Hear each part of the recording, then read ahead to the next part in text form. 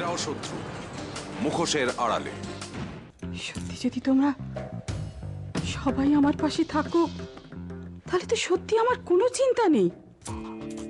আসুক না সোনালি ওর পর শাশুড়িকে নিয়ে, এমন শখ পাবে না আর কোনোদিন এ বাড়িতে আসবে না, কোনোদিন না। ঠিক ঠিক ঠিক, এই তো চাই ছোট মা, এই তো চাই, এই তো সাহস।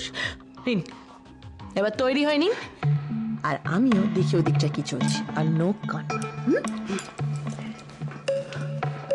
অরিজিৎ, তুই ওদেরকে গিয়ে বল যে আমাদের বাড়িতে এখনো একটা ঘর ফাঁকা পড়ে আছে, দরকারে সোনালীরা সবাই এসে এই বাড়িতে থাকতে পারে। শুধু শুধু এভাবে কষ্ট করা তো কোনো মানে হয় না। তোমার কি মনে হয় বলিনি? বলেছিলাম, কোনো লাভ হয়নি। আমার মনে হয় তোমরা সবাই মিলে বললে হয়তো কোনো লাভ হলেও হতে পারে। ঠিক আছে, আমি বৌমাদের বলছি, সবাই মিলে গিয়ে ওদের বললে ওরা নিশ্চয়ই না করতে পারবে না।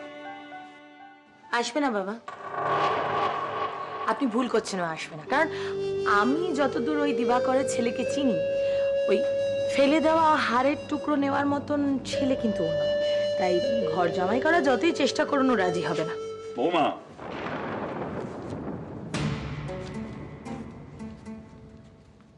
তুমি এ বিষয়ে কোনো কথা বলো সেটা আমি চাই না। তুমি কিছুক্ষণ না বললেই আমি সবচেয়ে বেশি খুশি হব। এই যে খুশি হওয়া, আজকাল না আমি লোকদের খুশি করার ব্যবস্থাটা একদম বন্ধ করে দিয়েছি, আমি করতেই চাই না। একই ভুল, একই ভুল, একই। বাবা তুমি তো জানো, কৃষ্ণের জন্মের সময় কংস যে ভুলটা করেছিল, তার বংশধররা সে একই ভুল করে এসছে। মোদি, ডোন্ট ওয়ারি, তোমার নামে চার্জশিট তৈরি হয়ে গেছে।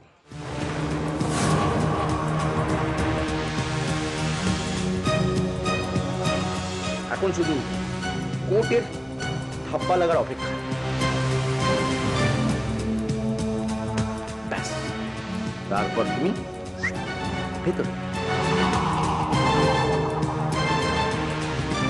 বিলিভ মি, বিশ্বাস করো, তোমার দিক দেখা যাবে।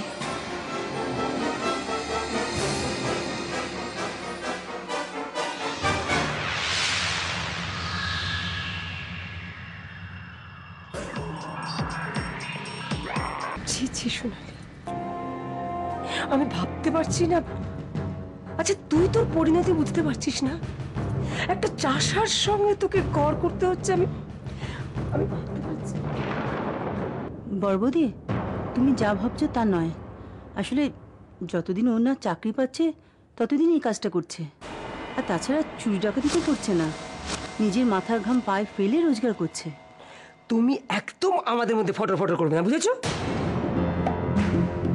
সোনালি, সোনালি, এখনো সময় আছে, আমি তোকে এখনো ক্ষমা করে দিতে পারি। তুই তুই ওদের ছেড়ে চলে আয়। তুই এসে গেছিস, তুই ওদের চলে যেতে বল, আমার কাছে ফিরে আয় মা। বড় মামা, এসব তুমি কি বলছো? আজ আমি ওনাদের নিমন্ত্রণ করে ডেকে এনেছি, আর তুমি ওদের চলে যেতে বলছো? মা, ওদের নিমন্ত্রণ করার আগে আমার পারমিশন নেওয়া উচিত ছিল আপনাদের। ওরা আপনাদের কেউ নয়, আমার আমার সম্পত্তি। আর কত অপমান করবে তুমি আমাদের?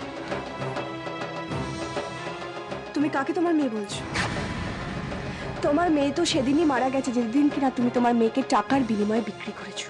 সোনালি, তুমি আমার কেউ না, তুমি আমার কেউ না। লোকেরা যেরকম তাদের অসৎ ছেলে মেয়েদের ত্যায্য পুত্র ত্যায্য কন্যা করে, সেরকম আজ থেকে আমি তোমাকে ত্যায্য মা করি।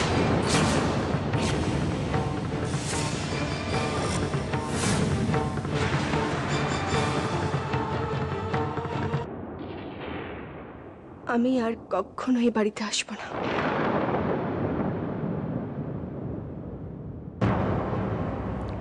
কখনো না।